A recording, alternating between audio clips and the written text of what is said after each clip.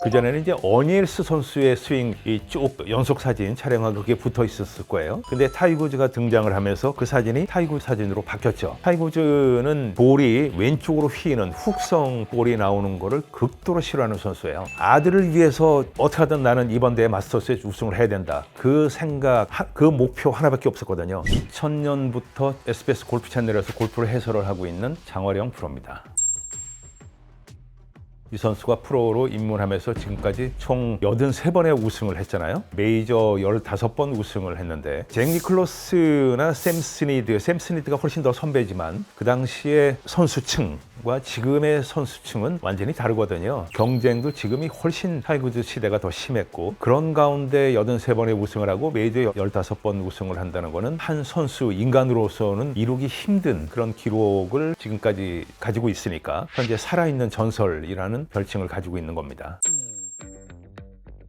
이 골프 스윙은 교과서가 사실은 없어요. 좋은 스윙이라는 거는 우승을 많이 한 스윙이 좋은 스윙이에요. 두 번째는 부상이 없는 스윙이 좋은 스윙이고, 세 번째는 향상성이 있는 스윙이 좋은 스윙, 네 번째는 이제 일관성이 있는 스윙이 좋은 스윙인데, 우리 교습가 입장에서 보면은 우리가 티칭 매뉴얼에도 이게 맞다, 이건 안 된다, 이런 동작들이 어떻게 보면 있지만 우승을 많이 한 선수들의 스윙을 보고 그 스윙을 분석을 해서 아, 이런 점이 좋은 스윙이구나, 그래서 그 스윙을 접목을 시켜서 이제 가르치고 그러는데요. 타이거즈 선수의 스윙이 교과서적이라는 거는 그만큼 우승을 많이 했으니까 그래서 좋은 스윙이죠. 그렇지만 부상은 어쩔 수가 없었어요. 이제 선수들이 부상이 없는 스윙을 그 오랜 동안 정말 오랜 시간 연습을 하면서 또 4일 동안 경기를 하고 또 프로암까지 하고 공식 연습일도 하고 이 일주일에 6일을 경기를 하면서 부상이 없는 거는 사실 불가능하거든요. 타이거즈가 나타나기 전까지는 아마 여러분들이 그 연습장에 가시면 잘 보셨겠지만 그전에는 이제 어니엘스 선수의 스윙이 쭉 연속 사진 촬영하고 그게 붙어 있었을 거예요. 근데 타이거즈가 등장을 하면서 그 사진이 타이거즈 사진으로 바뀌었죠. 물론 스윙에 필요한 어떤 그 머리의 움직임이라든지 스윙 플레인이라든지 하체의 움직임, 그 다음에 어깨 턴, 그 다음에 임팩에 들어갈 때 임팩트의 그 손위치, 체중 이동, 모든 골프 스윙에서 요구하는 그런 조건은 다 갖췄습니다. 물론 잭 니클러스 선수가 그전에 제일 좋은 스윙이었죠. 우승을 제일 많이 했고, 그렇지만 그 전에는 아놀드 파머 선수가 이제 우승을 많이 했는데, 아쉽게도 아놀드 파머 선수는 좋은 스윙이라는 칭송은 못 들었어요. 왜냐하면 샷을 하고 난 다음에 이렇게 헬리콥터 피니시를 하는 그런 동작이 있었는데, 일반 골퍼분들이 아시는 참 보기에 좋은 스윙도 있죠. 아담 스캇 선수, 뭐 로리 맥길로이 이런 선수들 최고의 스윙입니다. 그렇지만 타이거즈가 그만큼 우승을 많이 했으니까 스윙의 교과서다, 이런 칭송을 받게 되는 겁니다.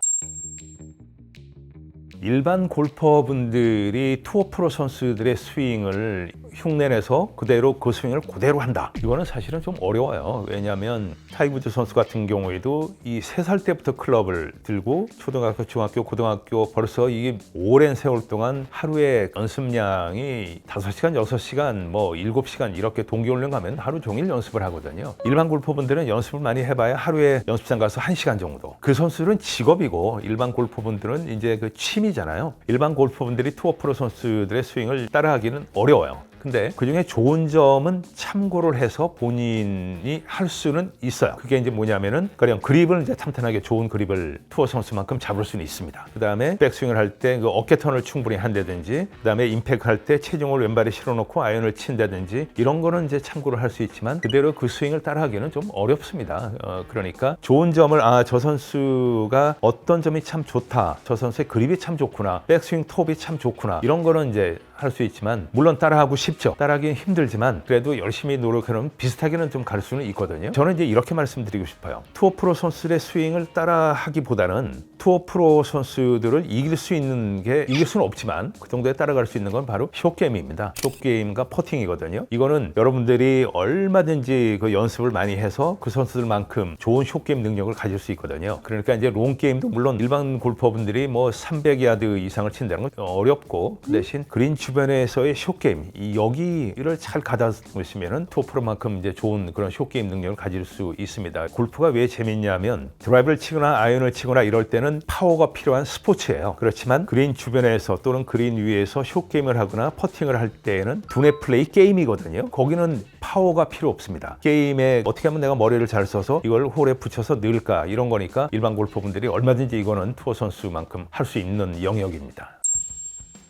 타이거즈 선수의 그 스윙은 이제 어렸을 때부터 투어에 들어오기 전에 하체가 지나치게 일반 골프든 이제 그런 들이 많은데 주니어 시절도 타이거즈도 이 하체 회전을 많이 하다 보니까 흔히들 배치기라고 그러죠. 힙이 너무 많이 회전되면서 상체가 뒤로 제쳐지는 이런 푸시볼을 많이 쳤었습니다. 근데 그 스윙을 부치하면과 이제 교정을 하면서 조금 더 하체를 프로 회전 그 상태에서 하체가 좀 앞으로 많이 나오는 이런 걸 교정을 많이 했고 하체가 회전되면서 팔도 좀 몸 앞에서 일찍 가져오는 그러면서 그 타이밍을 잘 맞추는 교정을 한 게 굉장히 큰 효과가 있었습니다. 타이거즈와 아담 스캇 선수의 두 스윙을 이제 같은 부치하면 밑에서 이렇게 스윙을 교습을 받았었는데 아담 스캇 선수가 타이거즈 선수보다도 훨씬 어깨 회전이 좋습니다. 빠르고 타이거즈는 하체 회전이 더 좋고 아담 스캇 선수는 이제 어깨 회전이 좋고 타이거즈는 볼이 왼쪽으로 휘는 훅성 볼이 나오는 거를 극도로 싫어하는 선수예요. 왜냐하면 이제 골프라는 게 이런 게 있거든요. 볼이 오른쪽으로 휘어서 놓치는 거를 더 선호를 해요. 타이거즈는. 왜냐하면 볼이 오른쪽으로 이제 많이 휘게 되면은 임팩트 클럽 페이스가 열리는 거거든요. 열리면서 클럽의 로프트가 증가하니까 볼이 휘어서 많이 벗어나는 게 훅이 나서 벗어나는 것보다는 덜 벗어납니다. 그래서 투어 선수들은 이제 놓쳐도 오른쪽으로 놓치는 걸 좀 더 선호하는 경향이 있거든요. 그래서 타이거즈는 어깨를 강력하게 왼쪽으로 많이 회전시키는 것보다는 약간 어깨를 덜 회전시키는 그런 스윙을 추구를 합니다. 그래서 놓쳐도 이제 오른쪽으로 많이 놓치는 그런 볼들이 많이 나오거든요. 어렸을 때부터 그건 그랬었습니다. 그러니까 타이거즈 선수의 스윙을 보면은 제일 타이거즈의 주무기는 페이드샷이에요. 아담 스캇은 드로우샷이죠. 주무기가. 맥길로이도 드로우샷입니다. 맥길로이도 하체와 어깨 회전력이 굉장하거든요. 근데 타이거즈는 드로우볼이 나서 드로우를 칠 때 훅이 좀 많이 나는 그런 단점이 있어서 그걸 이제 페이드로 주로 많이 공략을 하는데 그거를 이제 잘 보시면 타이거즈 선수가 다른 선수 톱 클래스의 맥길로이나 아담 스캇보다는 임팩트에 어깨가 조금 덜 열려서 임팩이 된다는 거를 잘 보실 수 있습니다. 그게 타이거즈 선수의 어떤 스윙의 특징입니다.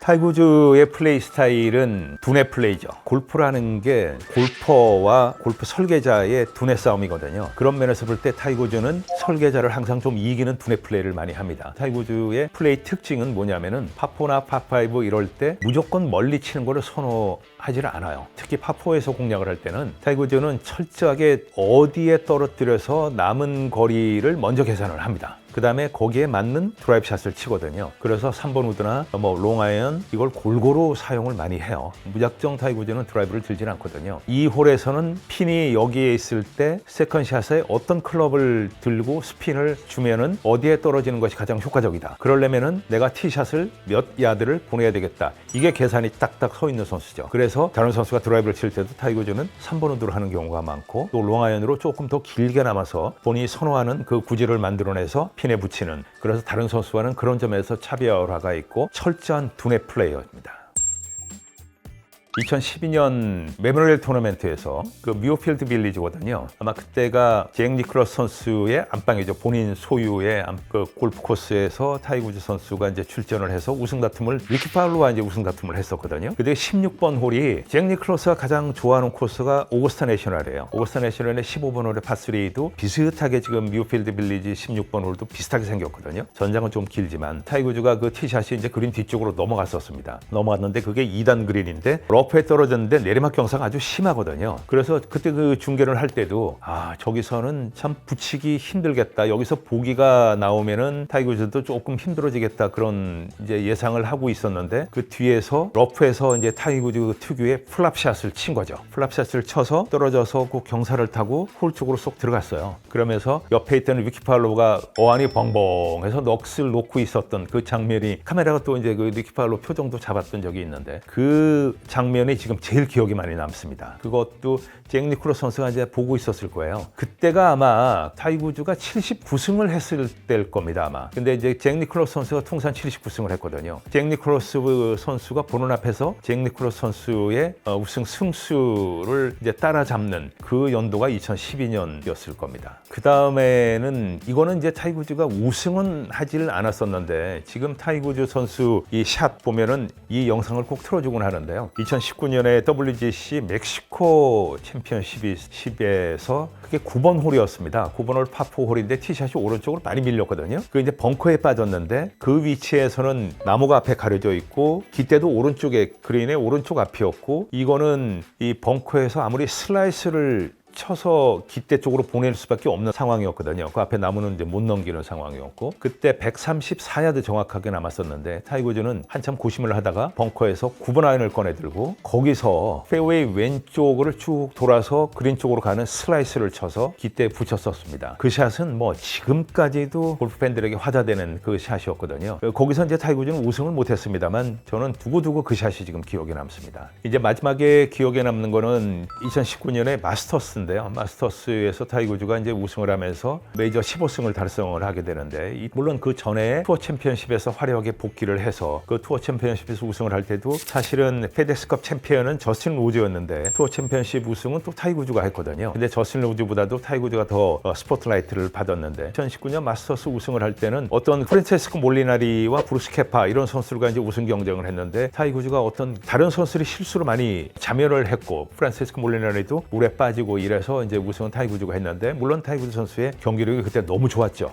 복귀를 해서 저 정도의 플레이가 나올까 이렇게 예상을 했는데 그걸 뛰어넘는 플레이가 나왔거든요. 골고루 8번 홀까지 좋은 샷들을 많이 했습니다. 그 경기가 왜 인상이 남냐면 타이거즈가 메이저 대회에서 그 대회에서 꼭 우승을 해야 되겠다는 한 가지 그 목표가 있었어요. 그게 목표가 뭐냐면 지금 아들 찰리 우즈가 이제 많이 커서 지금 찰리 우즈가 PNC 챔피언십에서 나가서 경기도 하고 그렇지만 아들을 위해서 어떻게 하든 나는 이번 대회 마스터스에 우승을 해야 된다. 그 생각, 그 목표 하나밖에 없었거든요. 아들이 아빠가 누군지를 모른다. 어린애가 사실 그 타이거즈가 유명한 골프 선수인 하고 우승도 많이 하곤 했지만 사실 애한테는 그게 그렇게 중요하진 않잖아요. 아빠가 중요한 거지 골프 선수로서 유명한 거는 아직 실감이 안 왔을 때인데, 아버지가 얼마나 위대한 사람이고 얼마나 우승을 많이 했고 메이저도 몇 승을 해서 지금 아들 앞에서 내가 이런 큰 대회에서 우승을 하는 거를 꼭 보여주고 싶다는 그 목표 하나밖에 없었어요. 물론 그 대회에 이제 우승을 하는 것도 목표지만 아들 앞에서 그 우승을 해내야 된다는 그 목표 하나를 달성한 대회였거든요. 그래서 저는 타이거즈 선수가 마스터에서 우승한 것도 중요하지만 그 아들을 위해서 그렇게 플레이를 한다는 게 정말 인상적이었습니다.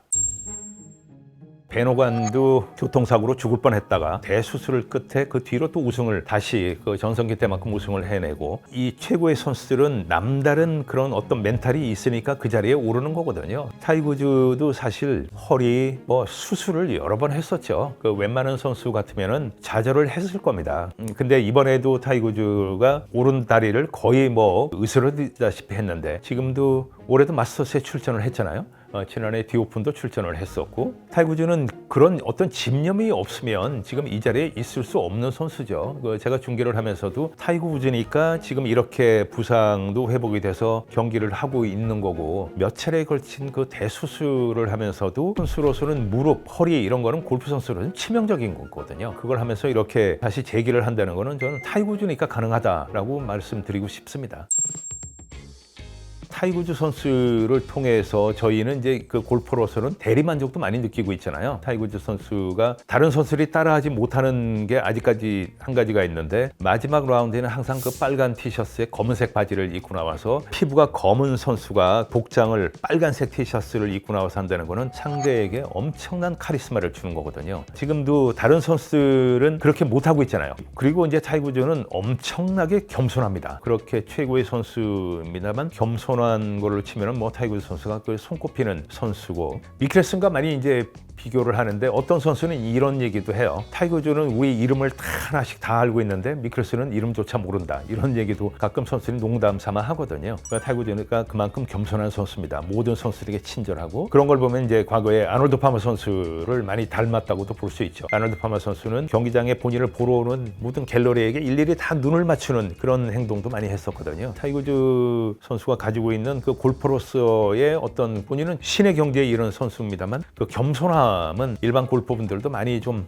참고를 해서 배우실 필요도 있고, 타이거즈 선수의 그 두뇌 플레이 이런 것도 내가 골프장에 나가서 그냥 무작정 골프를 친다기보다는 이 홀은 그 벙커를 왜 저기다 만들어 놨고 이 설계자가 이 세컨샷 라이가 내가 어떤데 깃대를 저기다 꽂아 놓는 거는 이게 이제 설계자가 어떤 의도에서 이렇게 했구나, 이런 거를 잘 좀 생각을 하셔서, 타이거즈 선수가 이제 그런 걸 참 잘하거든요. 그런 걸 참고를 해서 하면은 스코어가 많이 낮아질 겁니다. 그런 점을 타이거즈 선수에게 많이 좀 배우셨으면 좋겠습니다.